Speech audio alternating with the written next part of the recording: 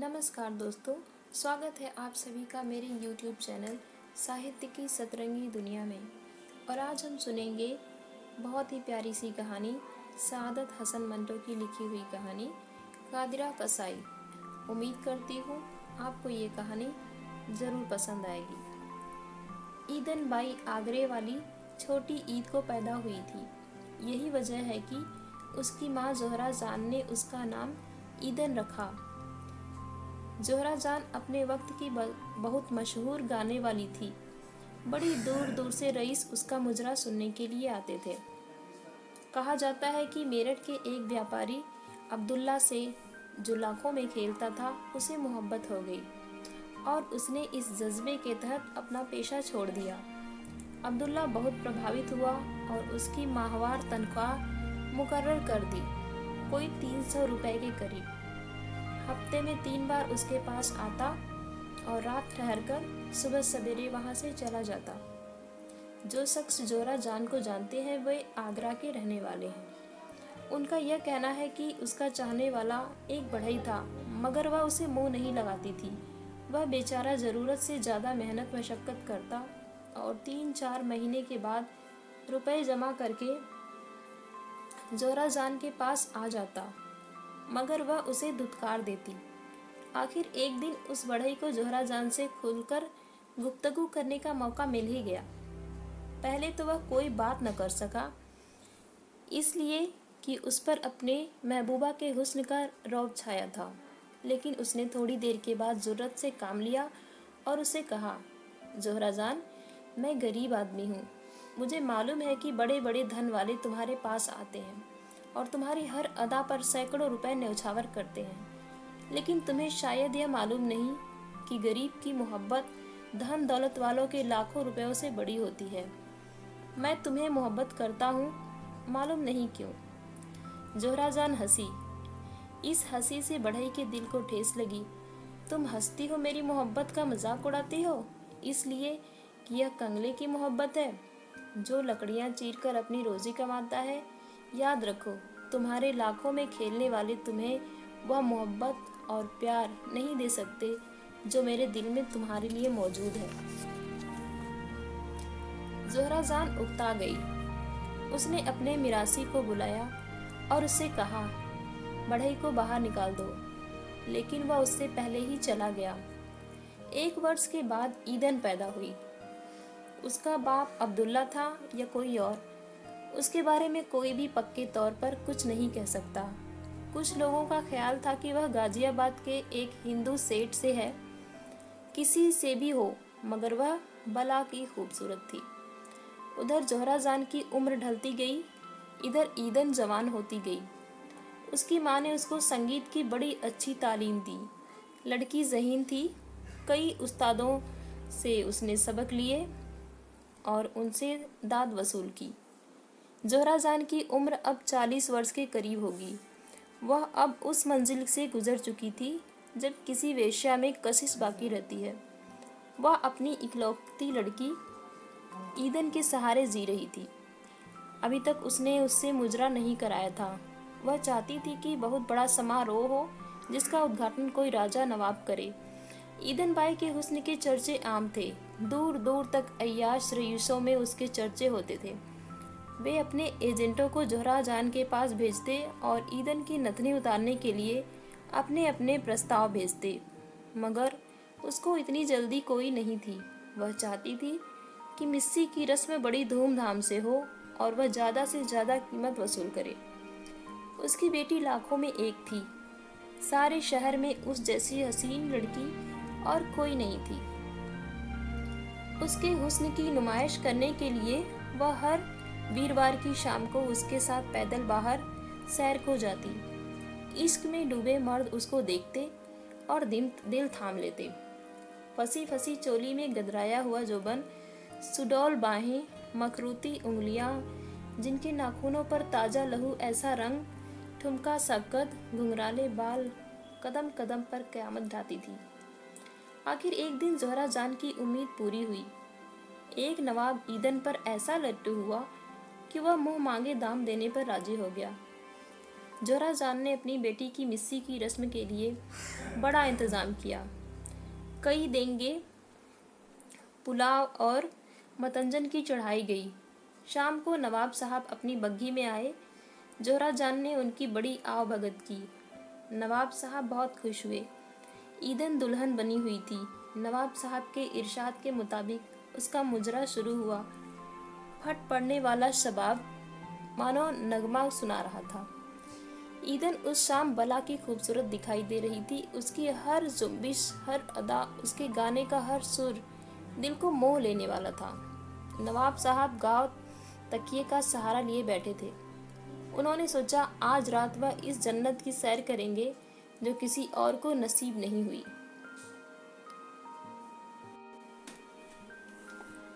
वह यह सोच रहे थे कि अचानक एक फटेहाल आदमी अंदर दाखिल हुआ और जोहरा जान के पास बैठ गया।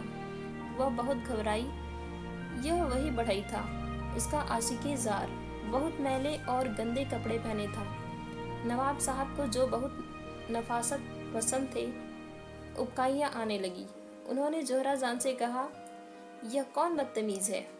बढ़ई मुस्कुराया, हुजूर, मैं इनका आशिक हूँ।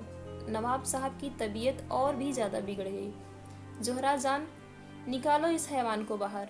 बढ़ई ने अपने थैले से आरी निकाली और बड़ी मजबूती से जोहरा जान को पकड़कर उसकी गर्दन पर तेजी से चलाना शुरू कर दी। नवाब साहब और मिरासी वहाँ से भाग गए। ईदन बेहोश हो गई। बढ़ई ने अपना काम बड़े इत्मीनान से खत्म किया और लहू सनी आरी अपने थैले में डालकर सीधा थाने गया और अपना जुल्म कबूल कर लिया। कहा जाता है कि उसे उम्र कैद की सजा हो गई। ईदन को अपनी माँ के कत्ल होने का इतना सदमा हुआ कि वह 2-2.5 महीनों तक बीमार रही।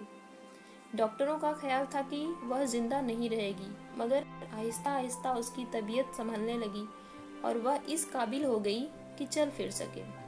अस्पताल में उसकी तीमारदारी सिर्फ उसके उस्ताद और मिरासी ही करते थे।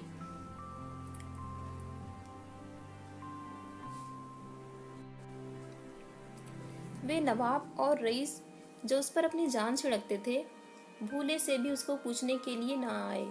वह बहुत दुखी हुई।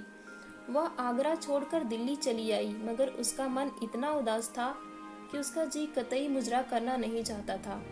उसके पास 20-25 हजार रुपए के जेवरात थे, जिनमें से आधे उसकी कत्ल हुई माँ के थे। वह उन्हें बेचती रही और गुजारा करती रही। औरत को जेवर बड़े प्यारे होते हैं। उसको बड़ा दुख होता था जब वह कोई चूड़ी या नेकलेस आधे पौने दामों में बेचती थी, लेकिन आखिर क्या करती। उसका जी ही नहीं चाहता था कि राग रंग की महफिलें कायम करे। उन दिनों पाकिस्तान बनने की बात बड़े जोरों पर थी। आखिर एक दिन यह ऐलान हुआ, जो ईदन ने अपने 5 वाले रेडियो सेट पर सुना, कि हिंदुस्तान के 2 हिस्से हो गए हैं। उसके फौरन बाद फसाद शुरू हो गए। हिंदू मुसलमानों को मारते, मुसलमान हिंदुओं को। अजब आलम था। खून पानी से भी अधिक सस्ता हो रहा था। मुसलमान धड़ाधड़ पाकिस्तान जा रहे थे कि उनकी जानें बची रहें। ईदन ने भी फैसला कर लिया कि वह दिल्ली नहीं रहेगी, लाहौर चली जाएगी। बड़ी मुश्किलों से अपने कई जेवरात बेचकर वह लाहौर पहुंच गई, लेकिन रास्ते में उसकी तमाम बहुत कीमती पेशवाजें और बाकी बचे जेवर उसके अपने भाई मुसलमानों ने ही गायब कर दिए। जब वह लाहौर पहुंची तो लुटी पिटी थी, लेकिन उसका हुस्न वैसे का वैसा था। दिल्ली से लाहौर आते हुए हजारों ललचाई आंखों ने उसकी तरफ देखा, मगर उसने उनकी तरफ कोई ध्यान नहीं दिया। वह जब लाहौर पहुंची तो उसने सोचा कि जिंदगी बसर कैसे करेगी। उसके पास तो चने खाने को भी पैसे नहीं थे, लेकिन लड़की ज़हीन थी। सीधी उस जगह पहुंची जहां उसकी हमपेशा रहती थी। यहाँ उसकी बड़ी आवभगत की गई। उन दिनों लाहौर में रुपया आम था। हिंदू जो कुछ यहाँ छोड़ गए थे, मुसलमानों की मलकियत बन गया था। हीरा मंडी के वारे न्यारे थे।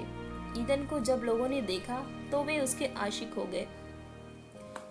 रात भर उसको सैकड़ों गाने सुनने वालों की फरमाइशें पूरी करनी पड़ती। सुबह 4 बजे के करीब जब उसकी आवाज़ जवाब दे चुकी होती, वह अपने आने वालों से विदा मांगती और औधे मुंह अपनी चारपाई पर लेट जाती। यह सिलसिला करीब करीब 1.5 वर्ष तक जारी रहा। ईदन उसके बाद एक अलग कोठा किराए पर ले वहाँ उठ आई, क्योंकि जहाँ वह रहती थी उस नायिका को उसे अपनी आधी आमदनी देनी पड़ती थी।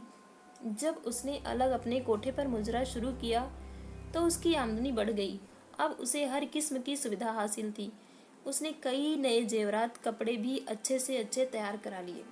इसी दौरान उसकी मुलाकात एक ऐसे शख्स से हुई जो ब्लैक मार्केट का बादशाह था। उसने कम से कम 2 करोड़ रुपए कमाए थे। खूबसूरत था। उसके पास 3 कारें थी। पहली ही मुलाकात पर वह ईदन के हुस्न से इतना प्रभावित हुआ कि उसने अपनी खुली सफेद पैकार्ड उसके हवाले कर दी। इसके अलावा वह हर शाम आता और कम से कम 200-250 रुपए उसको भेंट जरूर करता। एक शाम वह आया तो चांदनी कुछ ज्यादा मैली थी। उसने ईदन से पूछा, क्या बात है, आज तुम्हारी चांदनी इतनी गंदी है? ईदन ने एक अदा के साथ जवाब दिया, आजकल लट्ठा कहाँ मिलता है।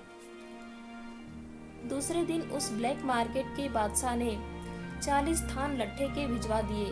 उसके तीसरे दिन उसने 2500 रुपए के ईदन अपने घर की सजावट का सामान खरीद ले। ईदन को अच्छा गोश्त खाने का बहुत शौक था। जब वह आगरा और दिल्ली में थी तो उसे उम्दा गोश्त नहीं मिलता था, मगर लाहौर में उसे कादिरा कसाई बेहतरीन गोश्त मुहैया कराता था और बगैर रेशे की हर बोटी ऐसे होती थी जैसे रेशम की बनी हो। दुकान पर अपना शागिर्द बिठाकर कादिरा सुबह सवेरे आता और 1.5 सेर गोश्त, जिसकी बोटी बोटी फड़क रही होती, ईदन के हवाले कर देता। उससे देर तक बातें करता रहता, जो आम तौर पर गोश्त ही के बारे में होती।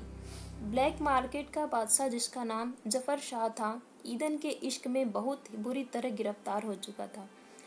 उसने एक शाम ईदन से कहा कि वह अपनी सारी जायदाद, चल और अचल, उसके नाम लिखने को तैयार है अगर वह उससे शादी कर ले, मगर ईदन ना मानी। जफर शाह बहुत मायूस हुआ। उसने कई बार कोशिश की कि ईदन उसकी हो जाए, मगर हर बार उसे नाकामी का सामना करना पड़ा। वह मुजरे से निपटकर रात के 2-3 बजे के करीब बाहर निकल जाती थी, मालूम नहीं कहाँ।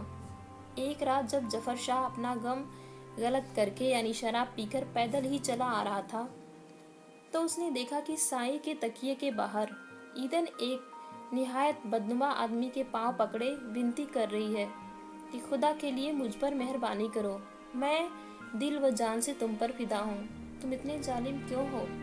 और वह शख्स, जिसे गौर से देखने पर जफर शाह ने पहचान लिया, कादिरा कसाई है, उसे धुतकार रहा था, जा, हमने आज तक किसी कंजरी को मुंह नहीं लगाया, मुझे तंग न किया कर। कादिरा उसे ठोकरे मारते रहा और ईदन उसी में लज्जत महसूस करती रही। तो कैसी लगी आपको ये कहानी? अगर आपको ये कहानी पसंद आई हो तो मेरे चैनल को सब्सक्राइब कीजिए और कमेंट करके ज़रूर बताइए कि आपको ये कहानी कैसी लगी।